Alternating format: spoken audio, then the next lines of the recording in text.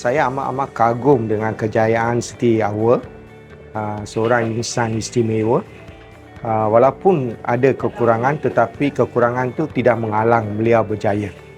So, bukan saja setakat berjaya dalam pendidikan, tetapi malah nama dia dicatat dalam Book of Record Malaysia.